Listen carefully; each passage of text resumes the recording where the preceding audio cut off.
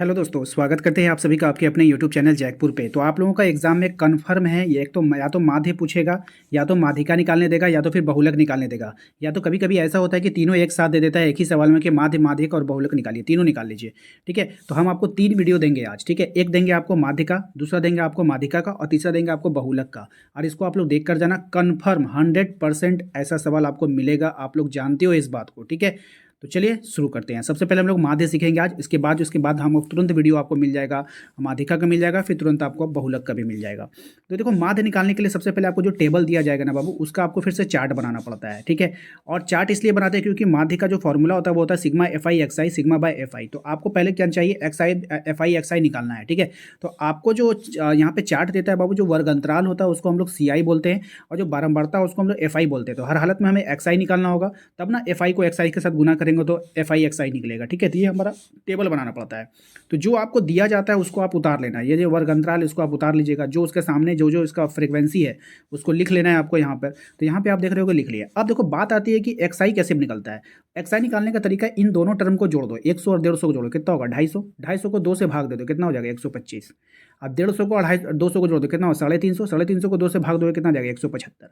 इसी प्रकार से सब करके आपको यहाँ तक निकाल लेना। एक बात का ख्याल रखना, अगर इनका डिफरेंस सेम है, जैसे कि 100 से 150, 150 से 200, 200 से, अब ऐसा नहीं होना चाहिए यहाँ पे आना चाहिए 300 आ जाएगा, ऐसा नहीं होना चाहिए, चलते रहना चाहिए। 150 से 200, 200 से 300, 250, 250 से 300, 300 से 350, अब सब में 50-50 का डिफरेंस होना चाहिए, यानी सेम डिफरेंस होना चाहिए और लगातार चलना चाहिए, ऐसा नहीं कि बीच में गैपिंग। ठीक है, अगर ऐसा है ना तो आप भी यहाँ पे 50-50-50-50 बढ़ाते चल जाओ, कोई दिक्कत नहीं, बिल्कुल राइट होगा। बार बार 2 से भाग देने की जरूरत नहीं है, लेकिन एक बार देख लेना, सरसरी निगाहों से एक बार इसको जरूर देख लेना। इसके बाद देखो यहाँ पे आपका एक्स आई निकल कर आ गया। अब आता है एफ आई और एक्स आई। देखो यहाँ पे सफा पता चल रहा है कि एफ आई एक्स आई का मतलब ही हो गया कि दोनों को आपस में क्या किया जा रहा है, मल्टीप्लाई किया जा रहा है। ठीक है, तो यहाँ पर आप इसको इससे गुना कर दो, 100 चौके 400, 25 चौके 100, टोटल कितना हो गया 500। फिर इसको इससे गुना कर दो। अब गुना कैसे करोगे पता है ना, गुना कैसे करोगे, 5 का टेबल यहाँ से पढ़ना चलोगे, 5 पचे 25 के पास 2 बचा, 5 7 35, 2 37 के साथ 3 बचा, 5 एकम 5, 3 8, ऐसे करना गुना। ठीक है, या नहीं तो आपके पास टाइम है तो सबसे पहले यही सब सवाल बनाया जाता है, क्योंकि ये सवाल आखिरी में गलती हो जाता है। ठीक है, तो सबसे पहले इन सब सवालों को आप लोग बना लेना, 5 नंबर अपने कब्जे में जरूर ले लेना। ठीक है, क्योंकि ये सवाल आसान होता है, लेकिन जो बनाएगा अस्थिर से ना उसी का सही होगा। तो सब कुछ यहाँ पे अच्छे से उतार लेना, अच्छे से उतारने के बाद उसको इसको टोटल कर लेना, कुल योग कर लेना है आपको, इसका कर लेना है और इसका कर लेना है। क्यों, क्योंकि हमको फॉर्मूला के अनुसार इन्हीं दोनों का जरूरत पड़ेगा।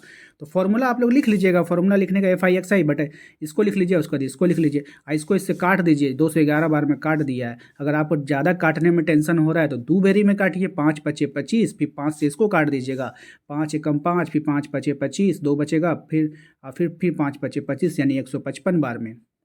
सॉरी, देखते हैं फिर से, 5 एकम 5, 5 बचे कट गया यहाँ पे। ठीक है, उसके बाद यहाँ पे 2 बचा, यहाँ पे 7 बचा। ठीक है, तो यहाँ पर हो जाएगा आपका एक जीरो लगेगा भाई, 5000 है ना, एक जीरो लग जाएगा यहाँ पे, बिल्कुल 1055 बार में कटेगा। और फिर जब इसको आप काटोगे तो 5 दूना 10 आएगा, 5 एकम 5, फिर 5 एकम 5, 211 बार में आ जाएगा।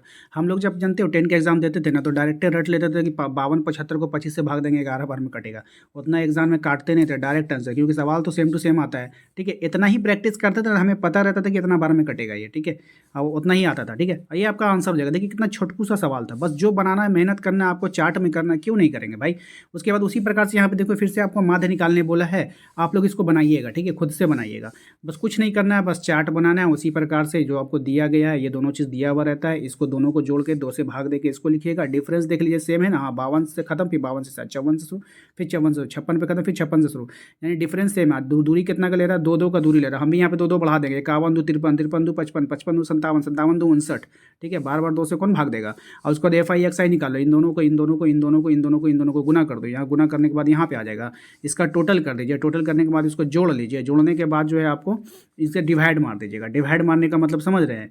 अब इसको डिवाइड कैसे मारिएगा, अब इसको भी आसानी से 1 0 से 1 0 काट दीजिएगा, ऊपर बचेगा आपका 2205, नीचे बचेगा आपका 40 बचेगा। अब इसको इससे भाग दीजिएगा, आपका ये आंसर आ जाएगा। ठीक है, यानी 55.125 आपका आंसर आ जाएगा भाग देने पे। ठीक है, उम्मीद करते हैं कि आप लोगों को दोनों समझ में आ गया होगा।